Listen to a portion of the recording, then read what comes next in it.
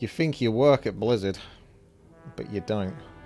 J. Allen Brack is stepping down, being replaced by Jen Oneal and Mike Ybarra as co-leaders for Blizzard. So in this article from Wowhead, they say, news just broke that current Blizzard president J. Allen Brack is leaving Blizzard Entertainment. Jen Oneal and Mike Ybarra will take over as co-founders of Blizzard. Reminds me back in primary school when I did the end of primary school, there was like this kind of race obstacle course that all of us had to do, and we were put into different teams. There was like a black team, a red team, a green team, all this kind of stuff, and I had to co-lead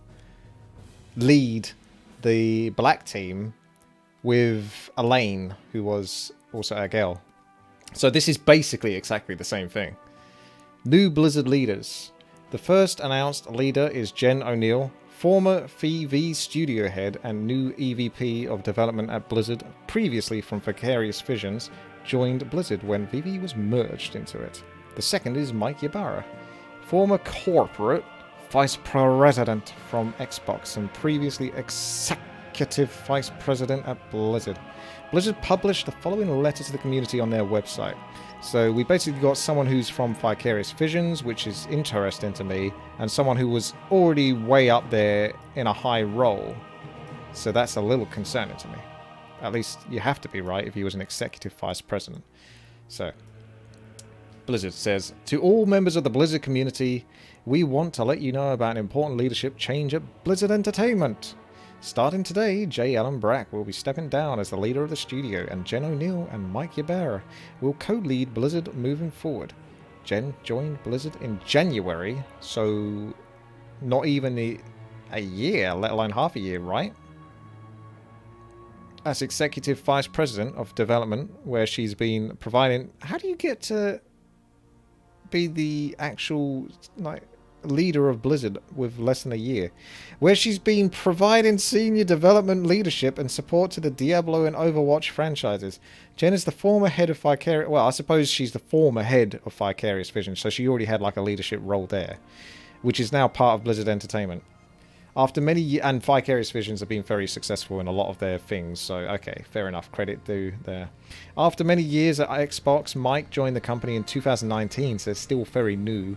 As the how do you join the company as the executive vice president and general manager? This is the one that concerns me. And general manager of platform and technology, where he's been overseeing the evolution of Battle.net and our development services organization. All that says to me is shop, shop, shop. Microtransactions. Basically overseeing the development of the technology that allows us to sell stuff to you. That's what concerns me with that one. Jen and Mike have more than 3 decades of gaming industry experience between them. Moving forward, they will share responsibilities over game development and company operations. Both leaders are deeply committed to all of our employees to the work ahead to ensure Blizzard is the safest, most welcoming workplace for... Oh, get ready for this one. Okay. So, make sure you got the PR glasses on. Both leaders are deeply committed to all of our employees to the work ahead to ensure that Blizzard is the safest, most welcoming workplace possible for women. No, wait, I shouldn't do that. I'm going to get in trouble. And people of any gender, ethnicity, sexual orientation, or background to upholding and reinforcing our values and to rebuilding your trust. With their many years of industry experience and deep commitment to integrity, inclusivity, Jen and Mike will lead Blizzard with care, compassion, and a dedication to excellence. You will hear more from Jen and Mike soon. My goodness, that's one hell of a speech, right? That's the sort of thing you expect in a movie. That's how much they're having to sort of cover for the recent PR blunders that they've had. They're like, we are doing everything possible. Please give us a chance. The following is a message from J. Allen Brack. So what's interesting here is it depends on how this news has been sort of broken down. But normally you would have expected it to just be a message from him, J. Allen Brack himself, saying that he's stepping down. But this is sort of like announced in a way that he's just a side note in this event. even though he's losing his job essentially. Like, he's not putting a message out to everyone saying, I deeply regret that I have to step down from my position as president. It's none of that. It's straight to, I am confident that Jen Oneal and Mike Ybarra, which is like the most cliche thing I think anyone says when they step down and then speak of the people that are coming after them. It's like the most PR diplomatic thing you can say.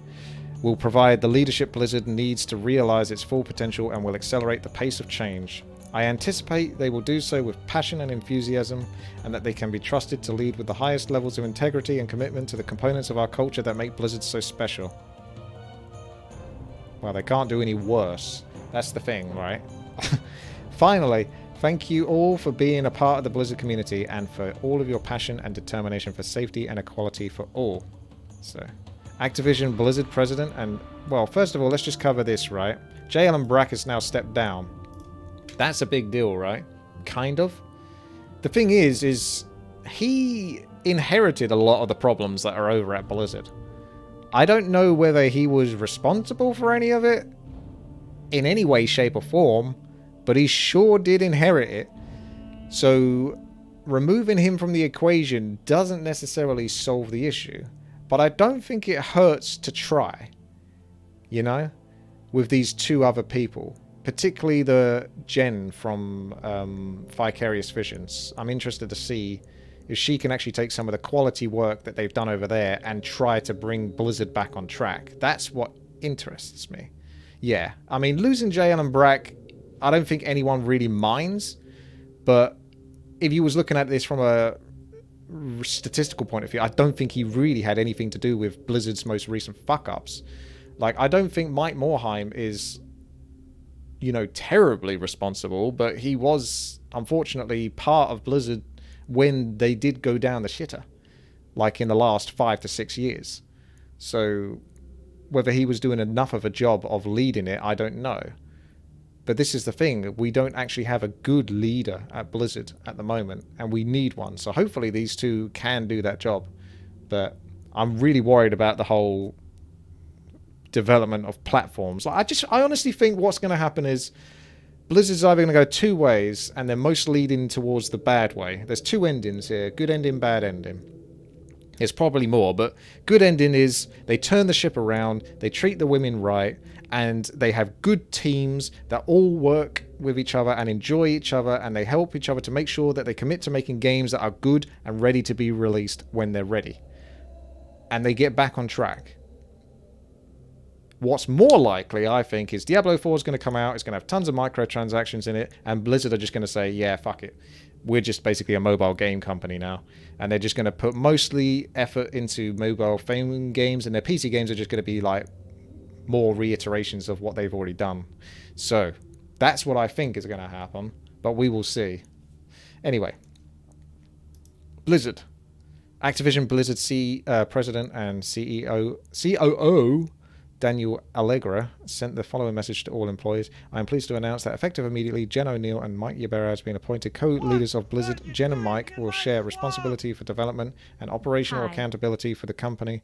Both are leaders of great character and integrity. And, well, I don't know. Do you guys know? What do you guys think about this? Do either of you guys, do the two people of you that are watching this know Jen or Mike in any way, shape or form, and are deeply committed to ensuring our workplace, because this is all just words, is the most inspired, welcoming environment for creative excellence and to upholding our highest game development standards. Many of us already know Mike and Jen have experienced their leadership, their empathy, and their unwavering sense of accountability. Jen is an 18-year company... I thought I was going to say 18-year-old. That was bad. Jen is an 18-year company veteran and the former head of Vicarious Vision Studio. As Executive Vice President of Development at Blizzard, she has been providing senior development, leadership, and support to the Diablo and Overwatch franchise. Hasn't Overwatch kind of like taken a massive dip though? That's a concern.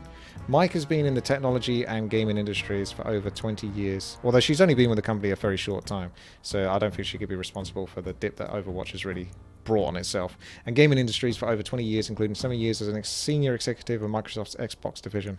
Most recently, Mike was Executive Vice President and General Manager of Platform and Technology at Blizzard, overseeing Battle.net and our development services organizations. With their many years of industry experience and deep commitment to integrity and inclusivity, I'm certain Jen and Mike will lead Blizzard with care, compassion, and a dedication to excellence. With Jen and Mike assuming their new roles, JL and Brack, and leaving the company to pursue new opportunities. Daniel. So, yeah, that's... See you later. He's leaving the company to pursue new opportunities. So this is very swept under the rug kind of deal. Like, where is the official statement from JL and Brack? Like, other than him sort of saying, I hope the people that are taking over are going to do a good job. I'm sure they will. And then he will just get his paycheck and then leave, or whatever his redundancy pay is going to be. Yeah. I mean, it's weird. I don't think this is really going to... Well, this might solve something, because if these two guys genuinely are good leaders, or prove to be good leaders, then this does actually solve something. But what this really feels like is it's just Blizzard just trying to distract from their recent issues and, you know, partly work towards it with change of leadership, in quotation marks, but they still got the issues in the company, right? This doesn't truly solve that. It just depends on what they do, or whether they're just basically face people. Because you think, like, the president of the United States or something like that, like, he obviously doesn't know how the entire economy of the country works or the military works. He's got advisors underneath him to tell him all about it. So it's the advisors, the Blizzard employees underneath, that are they doing a good job? Are they causing trouble? Because these people can't be responsible for everything, right? So have they really dealt with the actual core issues at Blizzard? Or are we just going to have more of the same? I'll let you guys put your feedback in the comment section if you want to let me know what you think is going to happen. But yeah, I've already stated a bit earlier what I think is probably going to happen. I hope that doesn't happen, but judging by the way things are going, it seems that way. All the good people at Blizzard have pretty much left, apart from like Glenn Stafford and Samwise Didier. But they don't really want to take on like serious roles in the company. I wouldn't have thought. I think they just enjoy doing what it is they do, making music, making art. They just live for that. They love that. They just want a place where they can do that. That's what I think. So I don't think they want anything to do with a leadership position. So yeah, we'll see. Time will tell.